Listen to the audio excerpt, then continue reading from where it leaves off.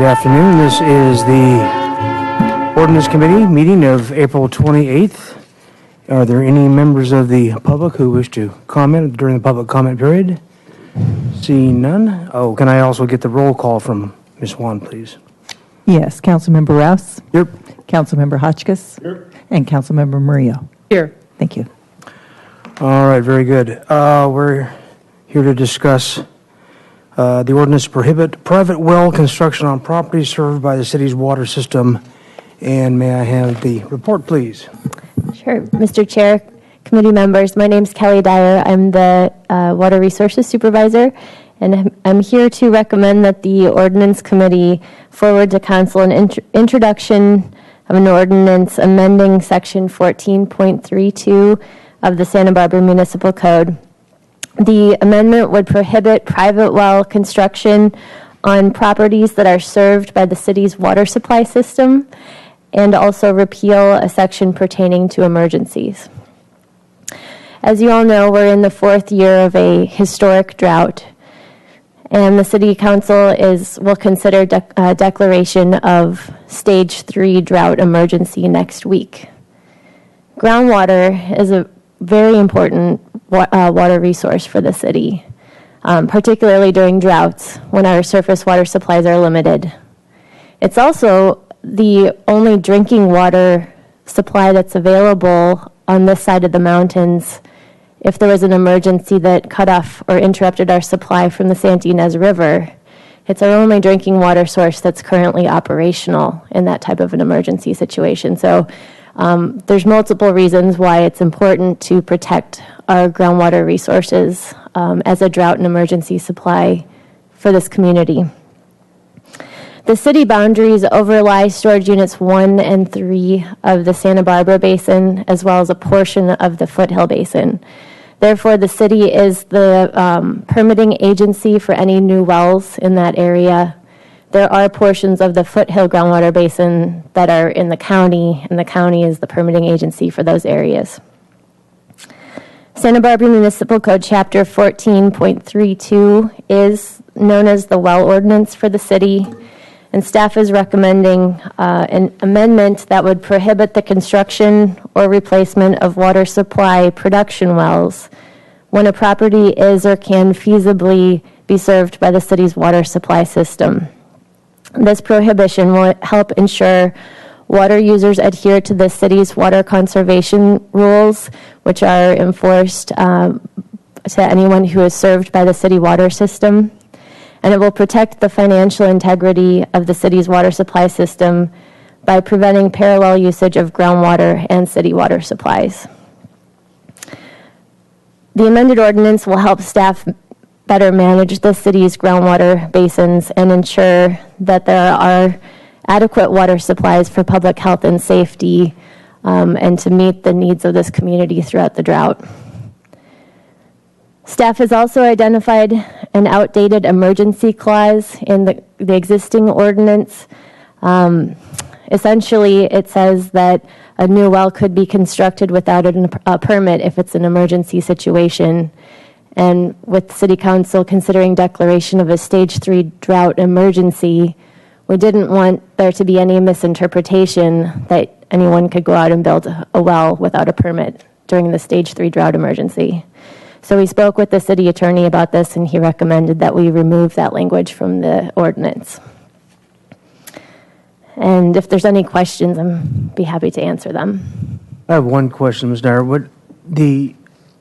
When we talk about whether a well or a customer is being served, and I'm thinking about now people that are just outside of the city limits or still there as part of our agency, but they may or may not be currently served, but they could feasibly be served. They've made a choice not to be part of the system. Are there many examples of that, and is it a bone of contention, or has it been? Well, so far, let me preface this with this isn't current. We're not currently seeing a rush on groundwater well permits. In the last 3 years, we actually have not had any. We've had 2 inquiries, but a permit was not pursued. And in the last 25 years, we've had maybe 10 or 15 come through. So this isn't an issue that we're seeing right now, but We have seen it for other agencies when you get into a drought emergency declaration and have increasing water rates, which we will have this summer. It tends to motivate people to put a rush in for groundwater well permits. So we're really trying to prevent a problem before it occurs and protect our basins. And so there are no permits pending, as far as you know, in our system? No. And to answer your question about a customer outside of the city limits that would like to connect to city water service, we could, as a condition of approval of their can and will serve letter, make the condition that they do not construct a well. Mr. Hotchkiss. Thank you, sir. How do we enforce this? It would not be possible for somebody to just, on their own, drill a well and not seek a permit? You want to speak to that? Obviously, that's possible, so I guess. Right? Yeah, of course it's possible, Yeah. but unlikely because the well drillers and the county would be aware of this ordinance. So I think it's relatively unlikely that people will wildcat groundwater wells. And do we do, not for you, but over here, do we make an admonition to, as he said, well drillers to be mindful of this new regulation? We can certainly make them aware of it. Typically, it's not something that can be really hidden. It's a very large project usually, and so sometimes neighbors will call in and report that something's happening or that they think a well might be being drilled, because it is very visible when it's something that's happening. It's not a small project. Do we know, are there a lot of well drillers in the Santa Barbara area? I don't even know that. No. Chair, Councilmember Hotchkiss. No, within city limits, it's not an industry here that is really big, and certainly most of the drillers who do come in, Paso Robles, Bakersfield, Santa Maria, those are where all the big drillers. Ventura has a lot of drillers that come in, but there is none that we know of within city limits. I appreciate that there haven't been many applications in the last, 10 years, you said, or 15 years. But these conditions might stimulate those applications, so I'm just wondering how we sort of let people know, no, I can't do that now. Well, certainly, I think putting this in the big picture, the Groundwater Sustainability Act, which I may have mentioned during one of my drought updates, is something that the state has passed, and we're looking at creating our own groundwater sustainability agency. And so one of those is going to be managing the groundwater basin. We're certainly starting off, we think this is the pertinent path right now to keep people from making rash decisions, but ultimately we want to roll out a plan to manage our groundwater basin, and those who do have connections in our groundwater basins will obviously be paying into the management that goes into making sure that our basin is sustainable in the long term. Okay. Well, I don't have any objection to this. I just wanted to find out some of the details. Thank you. I'm still kind of toying around the idea of feasibility and about people on the margins that may or may not be in escrow, for example, on a property that's just outside of the city limits but isn't currently hooked up but could be feasibly hooked up. And so I assume that probably in the title process or an escrow, they'd be able to find out whether or not they fall into this feasibility guideline, which would prevent them from contracting for a well. Chair Rouse, let me take that. The ordinance wouldn't apply to anyone outside the city.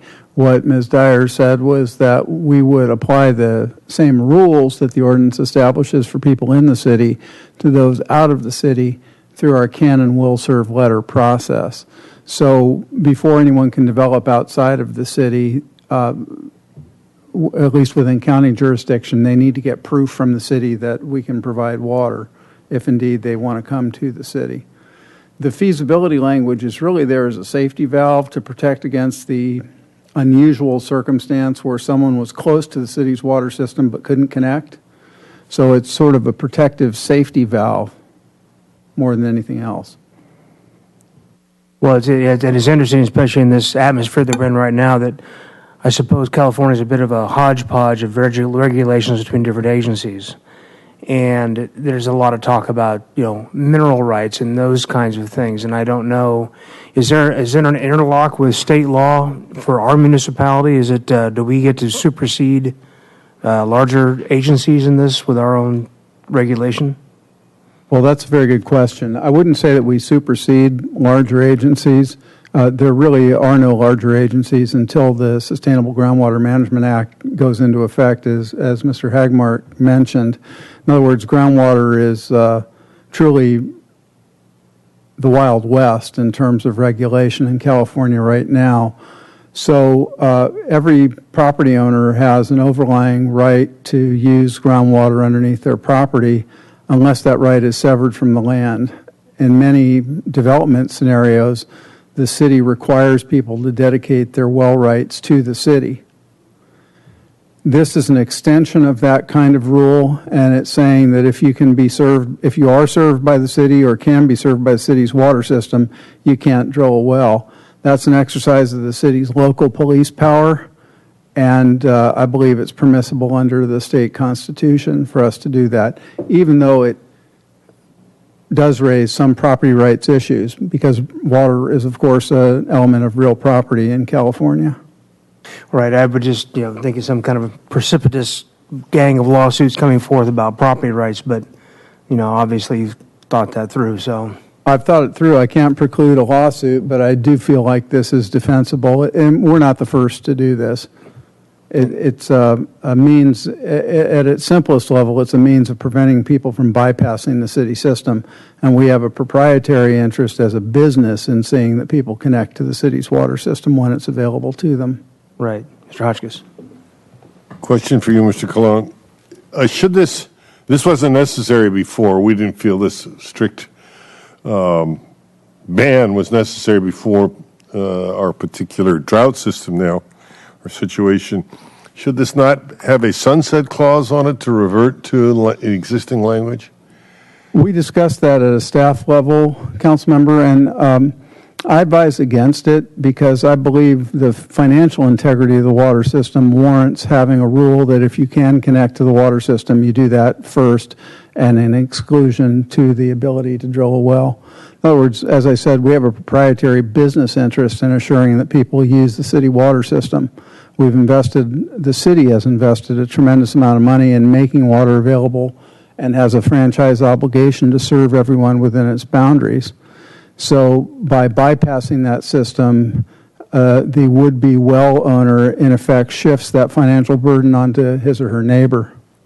Well, but this was said in the event of an emergency. It was only in an emergency that this language dealt with before. In other words, only in an emergency could you drill a well or apply for a well, correct? No. In the past, you could apply for a permit to drill a well anytime.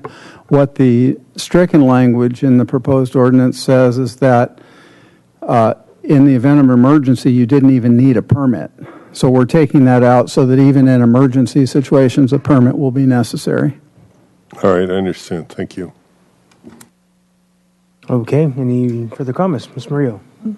I believe this is a prudent move considering our drought situation, and I would move that our ordinance committee forward this to council to introduce the ordinance.